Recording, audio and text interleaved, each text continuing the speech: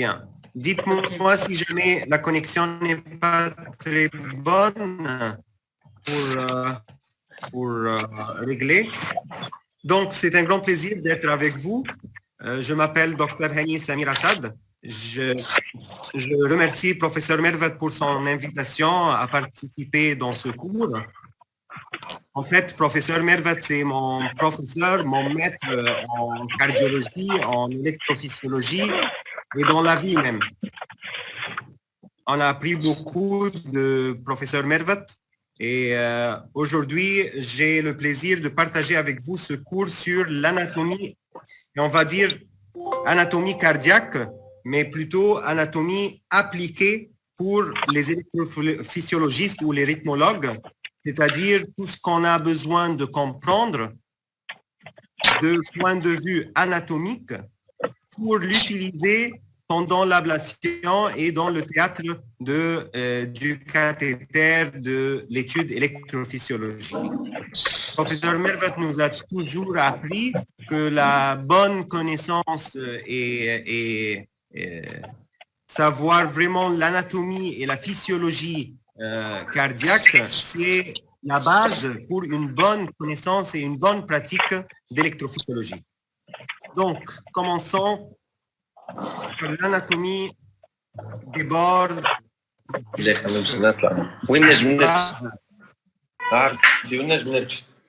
J'ai besoin de muter tous les microphones, s'il vous plaît.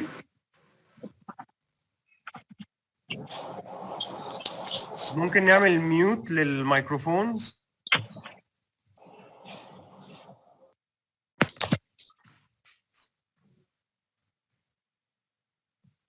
Moi, je vous parle de l'Alexandrie, du bord de la Méditerranée. Il fait très beau temps et j'espère vous rencontrer un jour chez nous. Je sais que professeur Mervat vous invitera dans un temps de venir et partager avec nous le plaisir de l'Alexandrie et de l'électrophysiologie égyptienne.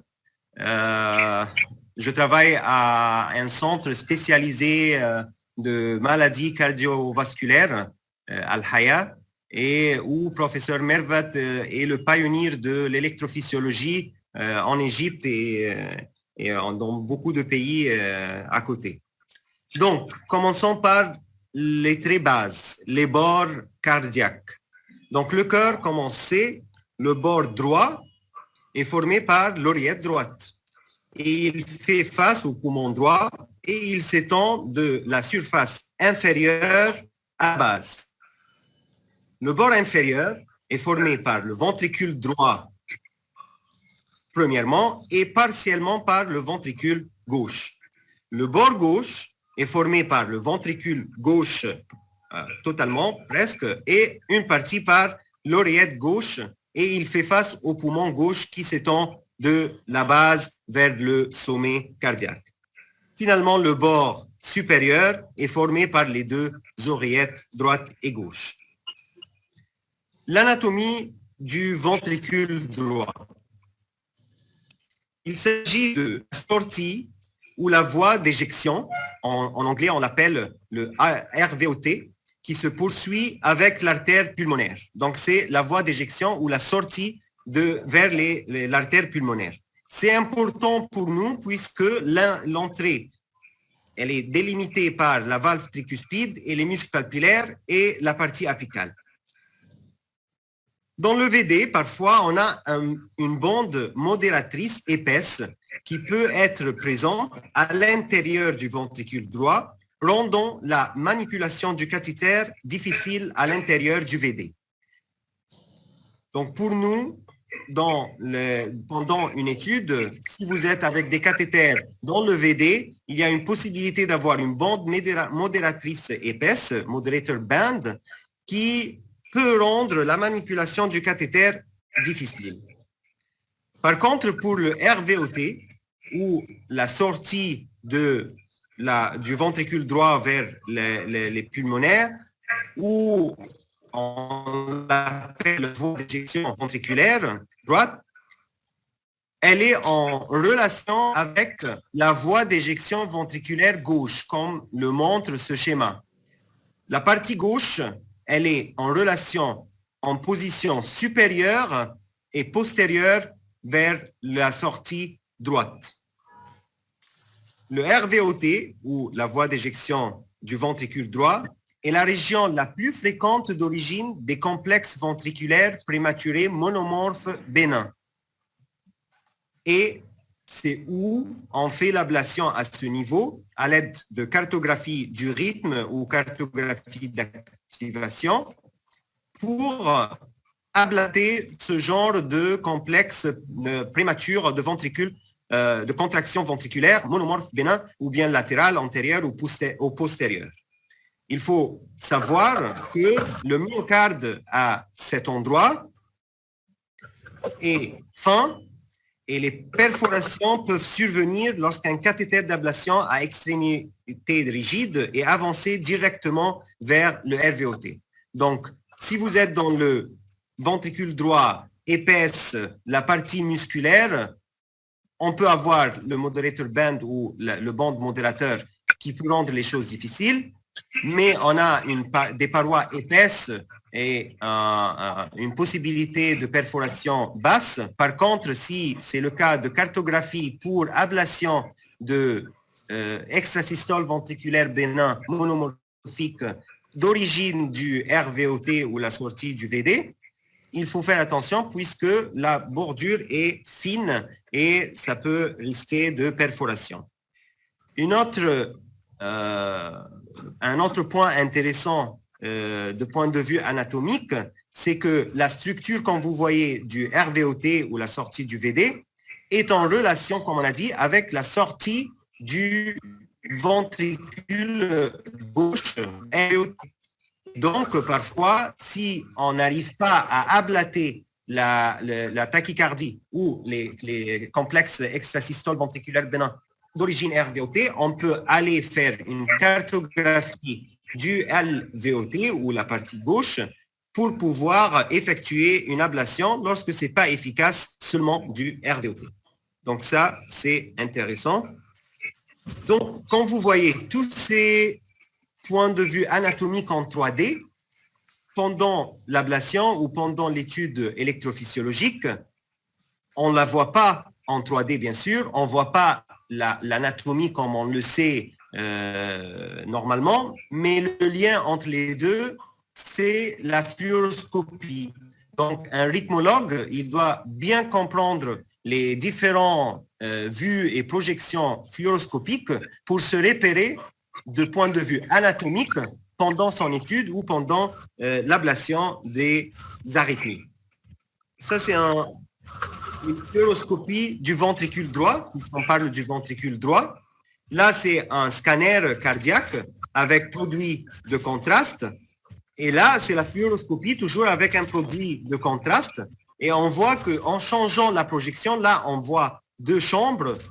Si on change la projection, on peut commencer à voir d'autres chambres. On peut changer les différentes projections pour se repérer où est le septum, où est le ventricule droit, le gauche, les oreillettes, pour se bien repérer de point de vue anatomique par nos cathéters et savoir comment faire. Donc, on a, comme bien sûr vous le savez, on a les projections droites, l'OAD, les projections gauches, le OAG, et on peut différencier. Si on peut, s'il vous plaît, éteindre les microphones. Donc, merci. Donc, la projection, elle peut être à droite, elle peut être à gauche, un peu crânienne, un peu caudale.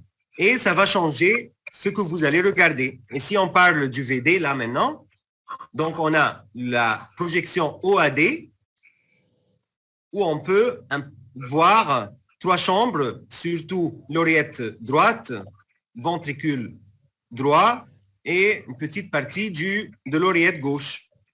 Si on va vers le OAG avec un peu de crânial, là, le septum, il est là, comme vous voyez en OAD, on ne voyait pas le septum clairement. Par contre, là, on commence dans les projections OAG à gauche, on peut commencer à déterminer la position du septum et ça sera intéressant pendant plusieurs de nos procédures qu'on va voir aujourd'hui et pendant les différents cours pour repérer le septum entre la partie droite et gauche du cœur.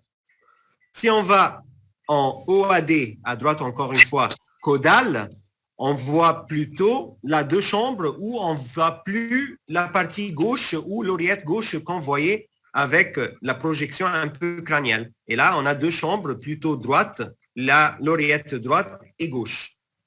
Ce qui est aussi intéressant pendant quelques procédures. Finalement, le LO caudal ou le OAG caudal, où on peut repérer le septum, encore une fois, et on peut repérer surtout l'oreillette droite et gauche et le septum entre les deux, ou le ventricule droit et gauche et le septum entre les deux. Je stresse encore une fois sur les différentes projections fluoroscopiques puisque c'est une des bases et comme on a dit, c'est le lien entre la procédure que vous faites et l'anatomie en 3D.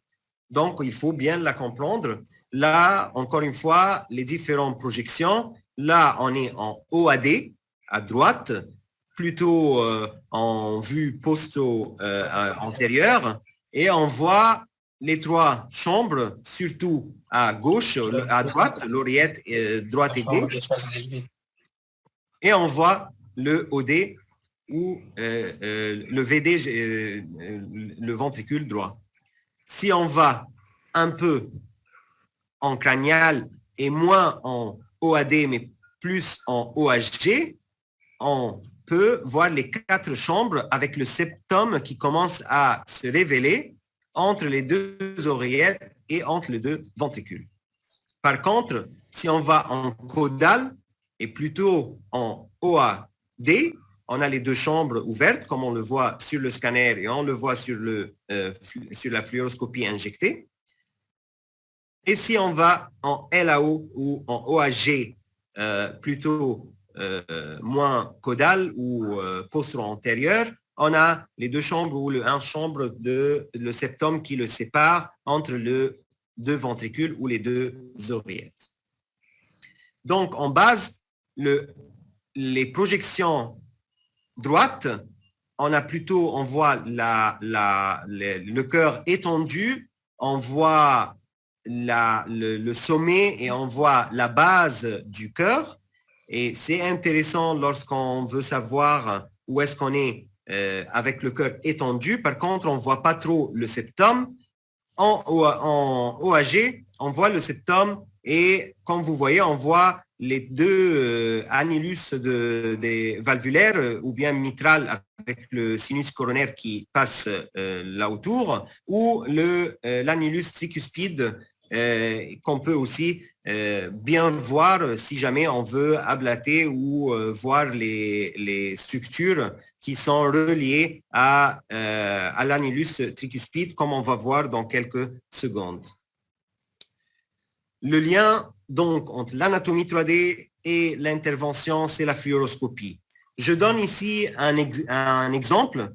Je sais que ce n'est pas le titre de notre présentation, mais c'est un bon exemple pour nous bien expliquer et apprendre les différentes réparations des cathéters et des sondes par les différentes projections fluoroscopiques.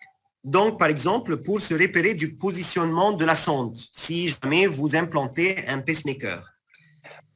Là, c'est une question pour vous.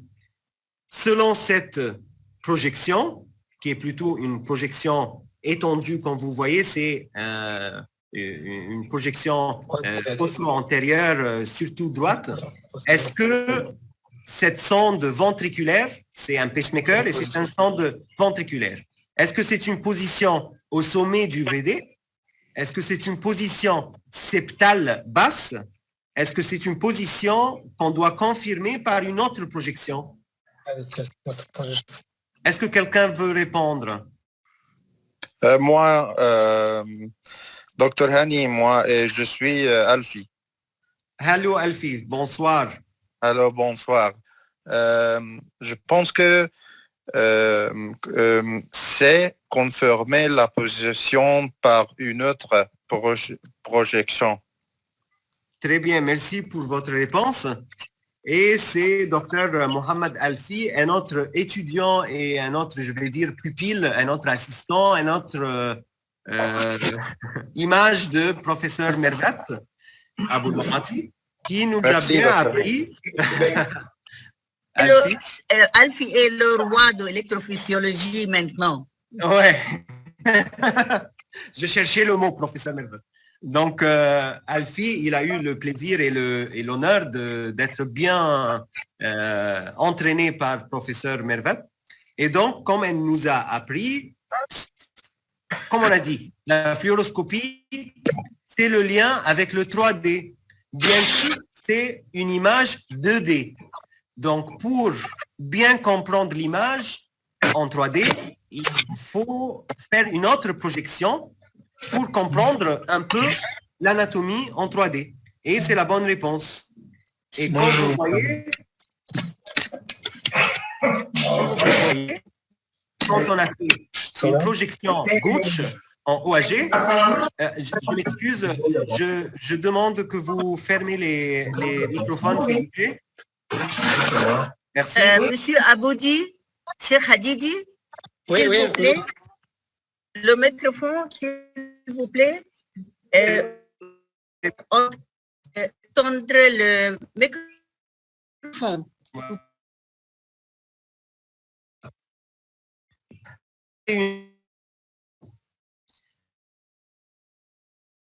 On a vu que la pointe de la sonde ventriculaire, elle n'est pas, comme si vous vous rappelez des autres images, le septum, il est là et il est parallèle à la colonne vertébrale.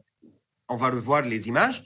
Et donc, ce n'est pas vers le septum, c'est plutôt vers la partie libre du ventricule droit. Donc, c'est très important de combiner les différentes projections, surtout perpendiculaires, c'est-à-dire si vous regardez à droite, regardez à gauche, ainsi de savoir et comprendre la position de vos cathéters. Là, la projection en OAD, là, la projection en OAG. Comme vous voyez, là, c'est étendu. On peut admirer et regarder, se repérer sur la position par rapport à la base du cœur et le sommet du cœur. Par contre, la position vers le septum, elle est bien repérée par une projection gauche, comme vous le voyez. Je vais restresser sur ça parce que c'est intéressant. Et c'est la base pour se réparer. Anatomie, comme vous voyez pendant l'étude. C'est ce que vous voyez par la fluoroscopie. C'est ce que vous voyez quand vous avez votre cathéter ou votre sonde. Le septum en OAG, il est là, il est parallèle à la colonne vertébrale. Et si vous avez votre sonde totalement vers la colonne vertébrale à un angle moins de 60, vous êtes vraiment vers le septum, moins vous êtes encore vers l'antérieur, moins ou plus d'angles, donc vous êtes plutôt vers la partie libre de la paroi du ventricule droit. Encore une fois, différentes positions de la sonde selon leur position en OHG. En OAD, on peut regarder que cette sonde, par rapport à la base du cœur et le sommet du cœur, elle est au milieu, elle est mid-septale, ce qui est bien, ce qu'on cherche parfois. Et pour être sûr qu'elle est bien septale, on est allé vers l'OAG 40. Et là, on voit qu'elle regarde vers la colonne vertébrale, elle regarde vers le septum et elle est bien dans le vrai septum. Je laisse vous lire cette radio ou cette fluoroscopie. Donc, c'est une implantation de sonde. Je m'excuse de parler des sondes, mais c'est un exemple pour bien comprendre. Et après, on va voir, on peut l'utiliser avec les cathéters. Donc, là, en OAD, on a la sonde qui est par rapport à la base et le sommet du cœur, elle est bien au milieu. Est-ce qu'elle est bien sur le septum? Est-ce que quelqu'un peut me répondre?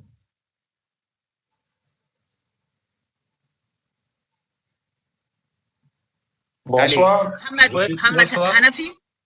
Docteur Bonsoir. Hanefi, bonsoir. Docteur Hanafi. Hanafi, bonsoir. Est-ce qu'elle Oui, est la localisation bien? au niveau de septembre, oui. Oui. Très bien, parce que merci beaucoup pour votre réponse. Donc, on est en OAG, elle est bien vers la colonne vertébrale, elle a de moins de 60 degrés, on est bien là.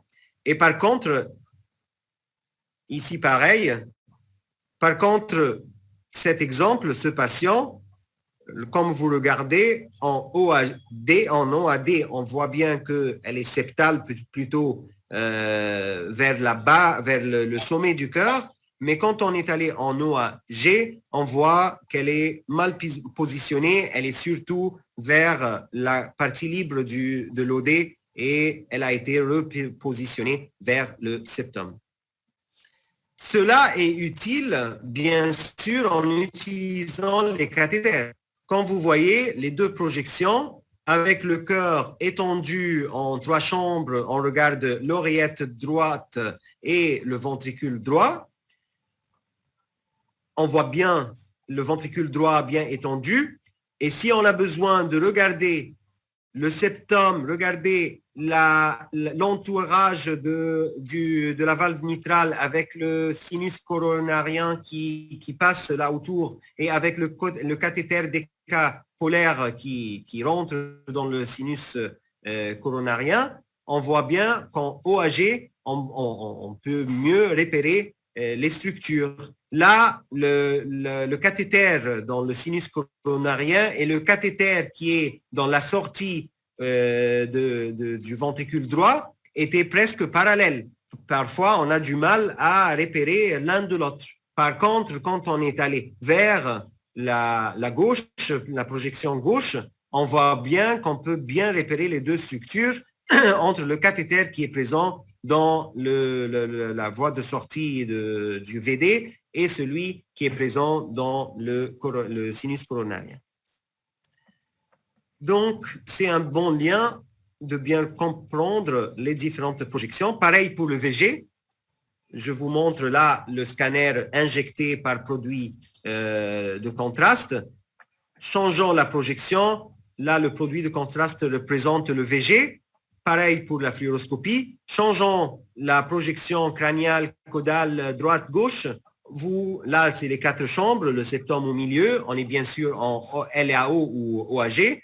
Si on va plus vers le RAO ou le OAD et plus vers le caudal, on ferme le septum, on ne voit plus la partie droite ou gauche et on voit seulement les 2 chambres bien étendues. Encore une fois, les mêmes projections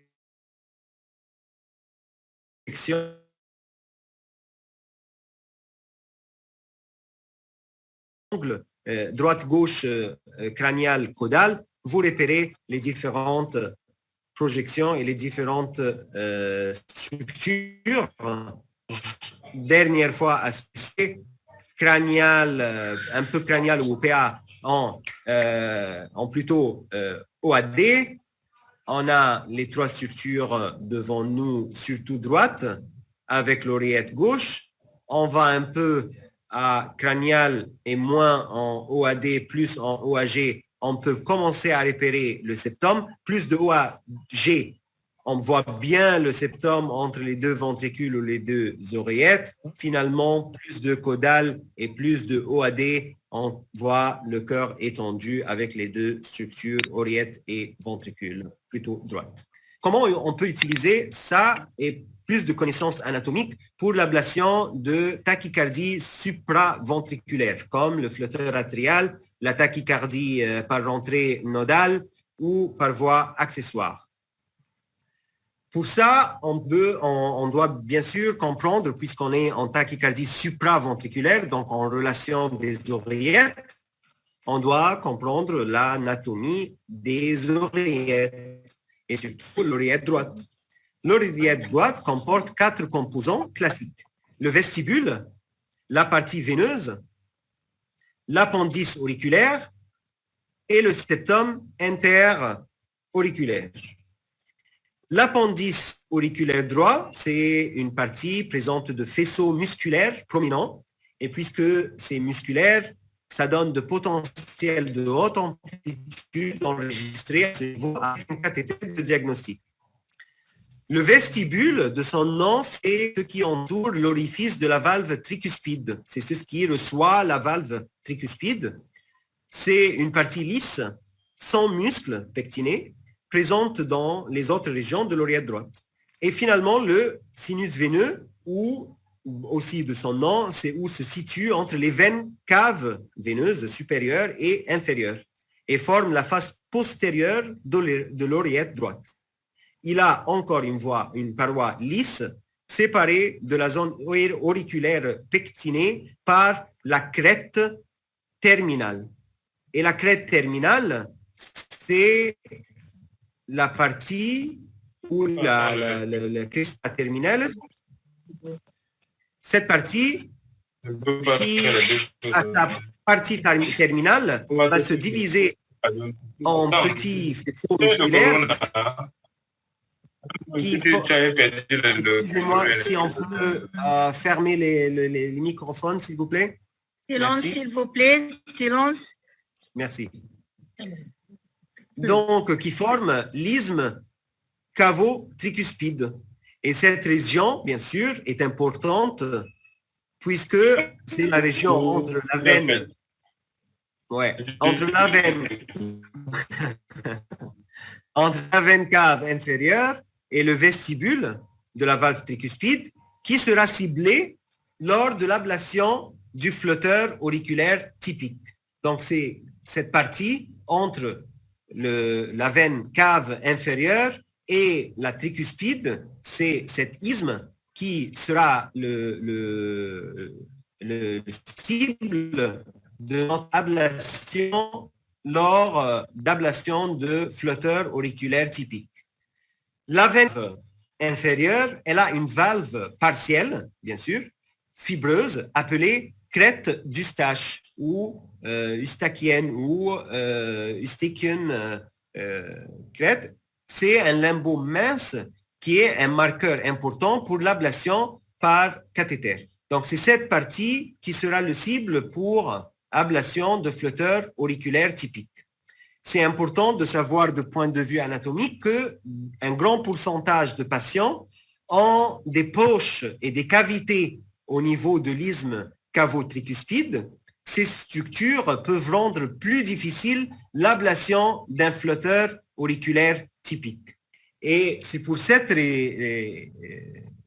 raison qu'on utilise des cathéters à grand calibre de 8 mm pour l'ablation d'une grande partie, pour l'ablation des poches, pour l'ablation avec un niveau d'énergie élevé pour pouvoir ablater cette partie rigide et cette partie où il y a des poches et des cavités qui peuvent rendre l'ablation difficile. Encore une fois, on va essayer de comprendre mieux la relation entre l'anatomie en 3D et ce qu'on voit sur la fluoroscopie pour pouvoir ablater. Et là, l'exemple, c'est ablation de flotteurs auriculaires typiques. Et donc, on est dans l'oreillette droite. Là, si on a bien compris en projection, puisque le septum est repéré, puisque on peut voir le sinus coronaire étendu, on peut voir le cathéter qui entoure la valve tricuspide, on est en projection OAG. Et là, puisqu'on voit le cœur étendu, on voit les cathéters qui rentrent vers la valve tricuspide et le ventricule droit, on est en projection OAD, droite. Et du coup, en combinant ces deux, on peut imaginer l'anatomie en 3D. Et on peut imaginer que notre cathéter est sorti de la veine cave inférieure, elle est partie vers l'isthme cavo-tricuspide pour ablater l'isthme qui est l'origine de ce circuit anti-aiguille de montre, donc un cycle de flotteur typique, auriculaire bien sûr. Et là, on peut repérer nos cathéters. Là, je comprends, elle est où mon cathéter à 20 pôles, le halo. Il entoure le tricuspide. Je comprends, elle est où mon cathéter d'ablation. Et sur l'autre projection, je commence à définir le l'isthme pour aller avec ma sonde de grand calibre d'ablation qui va ablater cette région de 2 ou à 3 cm. D'accord? Très bien. Donc, Hani, mais c'est difficile pour les gens. L'anatomie est bien, mais l'ablation est oui. pas facile. Non, c'est pas facile. C'est pas facile. Après, commençons par ce qui est facile, comprendre bien les bases, et après, avec la pratique, ça va aller. Un autre point de vue anatomique très important, toujours on est dans beaucoup d'arythmies supraventriculaires.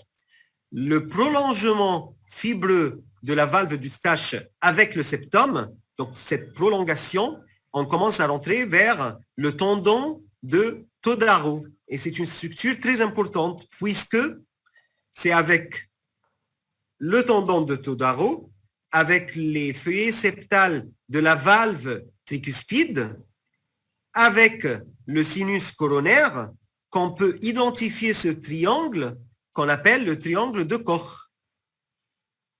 Le triangle de Koch, c'est une structure anatomique que tout rythmologue devrait connaître. À ce niveau, c'est le cible d'ablation de tachycardie de réentrée intranodale. C'est où on fait l'ablation de la voie lente du nœud AV. Et c'est où effectuer, et parfois les voies accessoires peuvent également être supprimées à ce niveau. Donc, le ridge, sa prolongation a commencé à former un autre tendon, un autre ridge, c'est le tendon de Todaro, qui est avec la valve tricuspide, surtout sa partie septale, et à la base, le sinus coronarien, qu'on peut identifier ce triangle, le triangle de Koch. Et si on plotte la physiologie, c'est ce triangle où, au sommet, il y a le nœud, il y a le point de His, et à la base de ce triangle, on a la voie lente, là, la voie rapide, et la voie lente de la partie du nœud AV. Et c'est le cible de ce cathéter d'ablation pour ablater la voie lente et donc arrêter une tachycardie à réentrée nodale. Encore une fois, comprendre ça sur la fluoroscopie, toujours. S'il vous plaît, l'autre image. Previous image. Yeah. Là-bas, encore triangle, le blanc et le noir image. Très bien. Oui. Yeah. Oui, là, on le voit bien. Donc, quand vous voyez... C'est un bon image. Oui, ça donne... Et comme on voit, on a les deux ensemble pour bien se réparer entre ce schéma et ce qui est là. Oui. Donc, tendon de Todaro, la partie septale de la valve tricuspide, le sinus coronarien, un triangle s'est formé. À son sommet, on a le His, le point de His.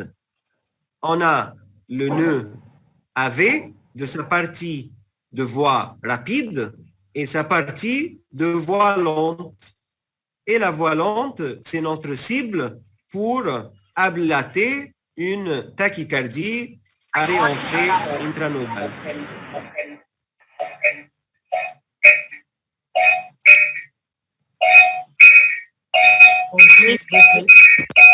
Si on peut, Monsieur, éteignez le microphone, s'il vous plaît. OK. merci. Et donc, encore une fois, c'est important de se repérer sur cette image 3D, comment la voir sur la fluoroscopie en 2D. Et donc, on a toujours les deux dents, droite, gauche. Étendu à droite, on peut voir que notre sonde ou cathéter d'ablation, si on plotte le schéma là physiologique, on a là le cathéter qui est sur le isthme, donc au sommet du triangle de Koch.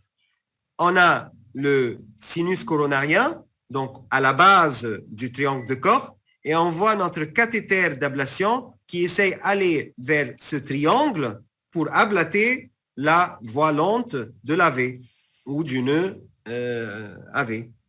D'accord? Donc, comme vous voyez, le point de Is, on a un cathéter qui l'a repéré. Donc, on est bien sur le sommet du triangle de Koch. On a repéré, bien sûr, le sinus coronarien puisqu'on a une sonde qui rentre dans le sinus coronarien. Et on a cette sonde ou ce cathéter d'ablation qui va vers la base du triangle pour ablater la voie lente. D'accord, donc tous ces points de vue ou tous ces points anatomiques, comme vous voyez, sont appliqués, sont utiles pendant une étude électrophysiologique ou pendant une ablation par cathéter. Un autre point anatomique important, c'est ablation de l'FA, la fibrillation auriculaire, et comment faire une ponction et un accès transseptal. Le septum interauriculaire est utilisé pour axe oreillette gauche par ponction transseptale. Le vrai septum qui peut être traversé à vie transseptale est au niveau de la fosse ovale, la fosse ovale. À ce niveau, la ponction est sûre et bien sûr entre les deux oreillettes et la ponction est sans risque d'hémorragie péricardique. D'accord? Et du coup, c'est important de repérer cette structure anatomique. Et comme vous le voyez ici sur ce schéma, cette structure, le interorection avec le tronc du cœur, la partie de la valve aortique et l'artère aortique et l'arche aortique qui sont en relation antérieure à ce septum interauriculaire. Et donc, il faut bien repérer cette structure pour bien repérer le septum et bien sûr pour éviter une affection à ce tronc ou une hémorragie à ce tronc, bien sûr. Et pour repérer ça, en position RAO ou OAD, où le cœur est étendu, on peut repérer cette structure. Si on a déjà un foramen ovale perméable, les rythmologues sont tentés de l'utiliser comme chemin vers l'oreillette gauche. Donc, si déjà il est perméable, il est ouvert, on peut passer notre sonde et nos cathéters vers l'oreillette gauche à travers cette foramen perméable. Par contre, il est important de savoir que de la part de sa localisation, le PFO dirige le cathéter vers la paroi antérieure et supérieure de l'oreillette gauche. La paroi antérieure et supérieure de l'oreillette gauche, rendant difficile l'ablation des veines pulmonaires droites, pour aller à droite, et surtout inférieure. parce que ce sont des structures qui ne sont pas tellement supérieures et qui ne sont pas tellement antérieures, mais plutôt inférieures et postérieures. Un autre point à retenir, c'est que puisque à cause de sa localisation anatomique, si vous utilisez un PFO ou un foramen ovale perméable, puisqu'il dirige les cathéters vers la paroi antérieure,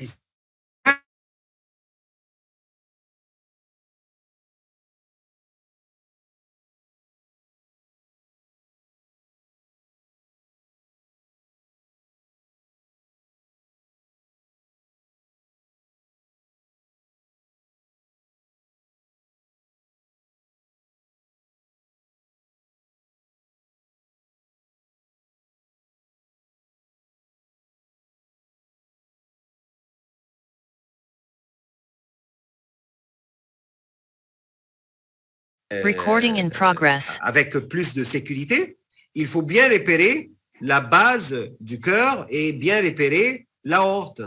Et cela s'est fait, il y a plusieurs façons de le faire.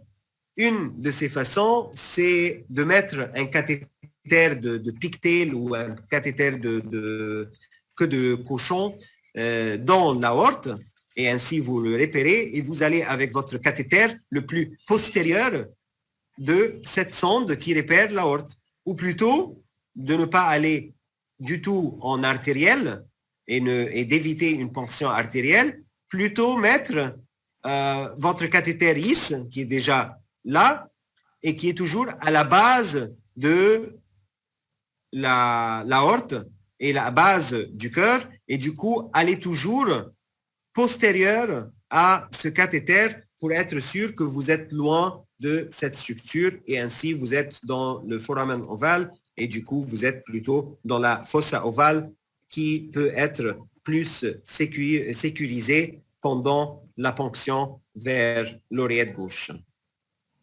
Et donc là, c'est bien sûr la technique exacte, on va la voir dans une de nos cours, mais c'est ça la base, d'aller dans cette projection cœur étendu, IS en place. On voit bien que le IS est en place avec l'électrocardiogramme qu'on reçoit par la sonde vers le IS, et on va avec notre ponction en postérieur et en plus de sécurité. Encore une fois, voilà le lien entre ce que vous voyez en fluoroscopie. Donc là, en projection droite, on voit bien que voilà le cathéter de IS. On est en postérieur de ce cathéter avec notre sonde de ponction.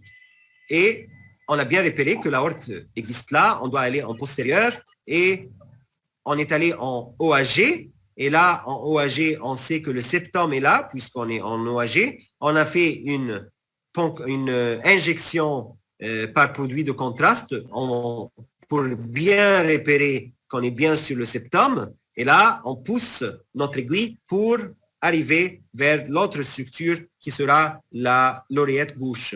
Et il faut faire attention, avancer doucement, avancer le fil de guide pour ne pas aller directement vers le toit de l'oreillette et risquer une perforation. Encore une fois, là, avec les différents schémas, donc en OAD, on a bien repéré l'aorte par notre sonde en WIS, et puis on est allé en OAG où on peut repérer le septum, on a injecté et on a fait notre ponction. Donc c'est une des connaissances anatomiques indispensables pour bien faire l'accès transseptal et pour éviter les complications. Un autre point pour prévention de complications, une veine cave supérieure, droite aussi. Et donc, vous allez implanter votre pacemaker de façon normale, mais ça sera à droite. D'accord? Votre batterie va mettre à droite. Et c'est pourquoi, dans tous nos patients, nous, avant de les faire rentrer au théâtre, on a une désinfection complète de la partie gauche et de la partie droite chez tous les patients. Si jamais vous avez cette anomalie et d'autres anomalies ou d'autres thromboses ou différents types de problèmes, vous allez systématiquement dans l'autre sens, puisque parfois, pas parfois, la plupart des fois, vous allez trouver aussi un accès droit qui va rendre votre vie beaucoup plus facile. Par contre, si vous ne le trouvez pas, ce qui était le cas dans ce patient et dans plusieurs patients, peut-être on a, je ne sais pas, plus que 5 ou 6 patients à qui on a fait ça, je pense, à professeur Mervat, on n'a pas trouvé d'accès à droite et du coup, on a été obligé d'essayer d'aller dans ce sens vers l'oreillette, vers le ventricule gauche, droit. D'accord. Alors, une dernière question. Vous avez dit tout à l'heure, vous avez parlé de la dilatation du sinus coronaire qui pourrait être un signe annonciateur. Dans le cadre du bilan pré-stimulation, en dehors de la dilatation du sinus coronaire qui peut faire penser à cela, y a-t-il d'autres signes qui doivent faire penser à l'existence d'une veine cave supérieure gauche? En fait, ma réponse, merci beaucoup pour votre question encore une fois.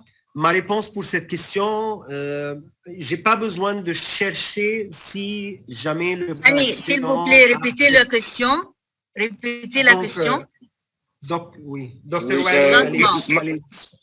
Voilà, j'ai demandé, enfin, il a dit qu'en cas de l'existence d'une veine cave supérieure gauche, on peut avoir une dilatation du sinus coronaire. J'en avais déduit qu'une dilatation du sinus coronaire pourrait faire penser, avant stimulation, peut-être à l'existence d'une veine cave supérieure gauche.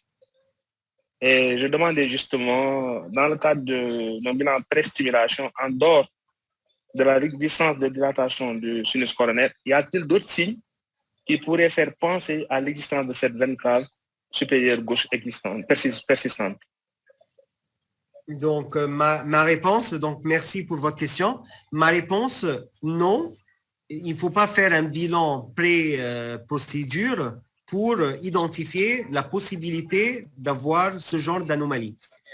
C'est une anomalie finalement rare. C'est une des anomalies les plus souvent vues en anomalie thoracique, mais en même temps, la plupart des fois, il est suffisant d'aller à droite, comme on a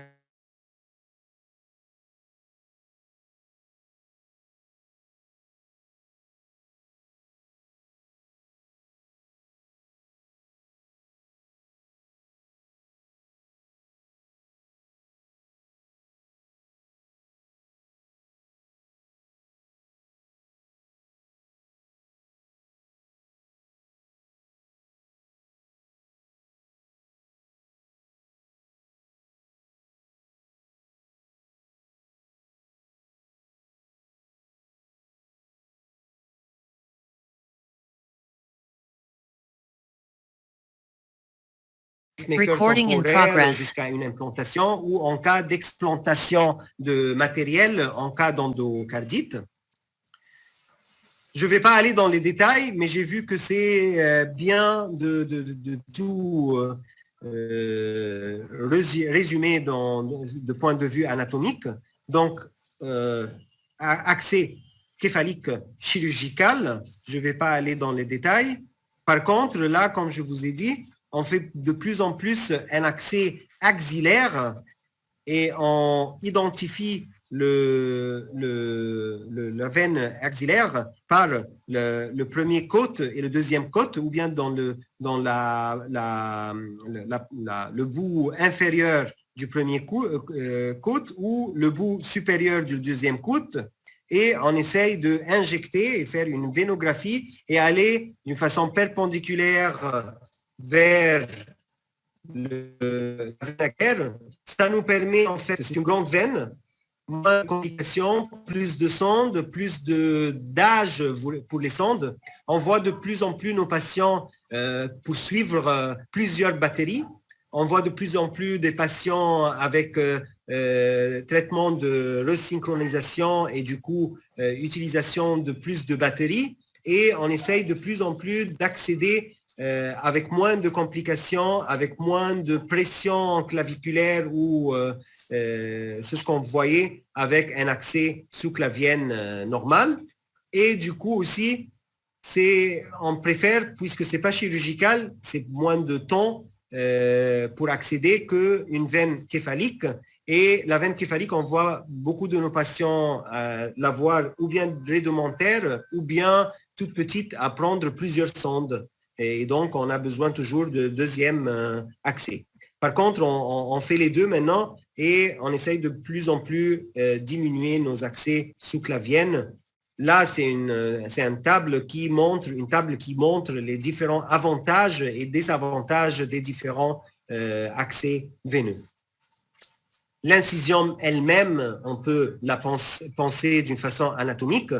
Par contre, je vais passer par ça puisque ce n'est pas notre sujet aujourd'hui. Tout type d'incision a de différents types. Le choix... Hani. Alors, c'est bien ici. Donc, la connaissance de l'anatomie est une pierre angulaire pour les bonnes pratiques d'électrophysiologie au quotidien. Et je vous remercie beaucoup. Ok, merci beaucoup, Hani. Tu as très bien expliqué les étapes avec délicat. Bravo, Hani. Merci, professeur. Plaisir, merci. Qui a une question à poser, s'il vous plaît? Question? Merci, docteur Hani. C'était plaisir. Hanafi. J'espère que c'était clair. Hanafi. Oui, professeur. Comment allez-vous, Hanafi? Wallah, alhamdulillah, professeur. Alhamdulillah, Hanafi. I miss you so much. Hanafi. We are back here. Ok. Question, s'il vous plaît? Bonsoir, professeur. Bonsoir, professeur Mervet. Bonsoir. Qui parle?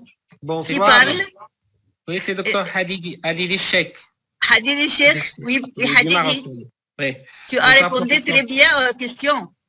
D'accord, merci, professeur. C'était clair. Merci beaucoup, docteur Hani, pour la clarté de ton exposé. Donc, c'était clair et c'était enrichissant. Merci beaucoup. C'était plaisir. Merci beaucoup pour votre commentaire.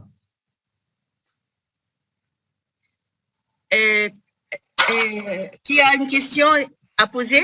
Non? J'ai une question. Qui parle? C'est docteur Adoubi, professeur Adoubi. Docteur? Adoubi. Aboudi, ok. Sénégal? Côte d'Ivoire. Côte d'Ivoire, ok, de Côte d'Ivoire. Oui, je voulais demander, concernant la ponction transseptale, on nous a montré les caractéristiques anatomiques du septum, mais je constate que les équipes utilisent d'autres artifices, comme par exemple l'échographie transœsophagienne ou l'échographie intracavitaire. Oui. Oui. Intracardiaque échographie.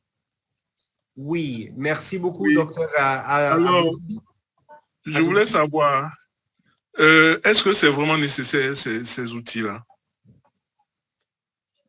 Merci beaucoup, docteur Adoubi, pour votre question.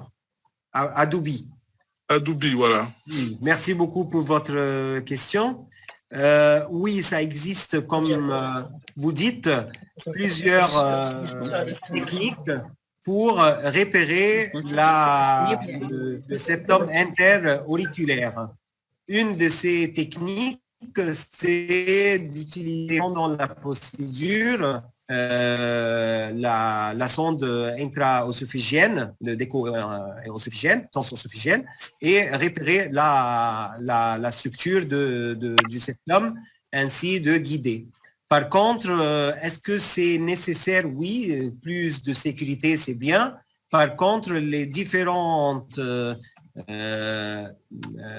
études comparant la façon fluoroscopique à repérer le septum ou transœsophagienne, on n'a pas grande différence.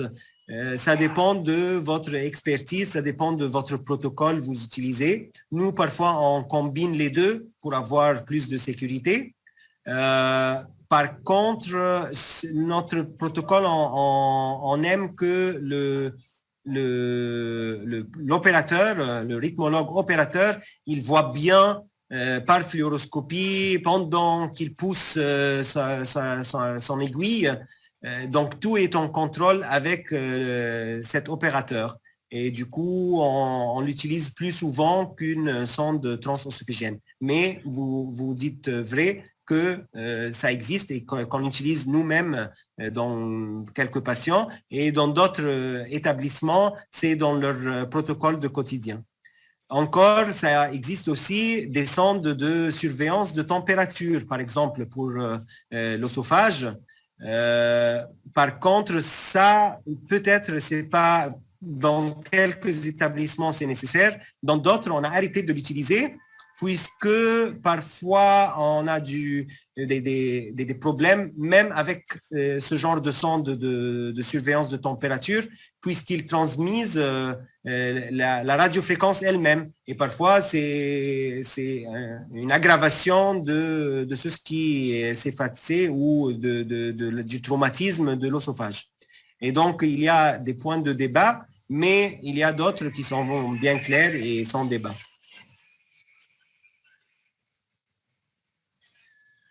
D'accord, merci bien. Ok, Fofana. Ok, merci. Fofana Daouda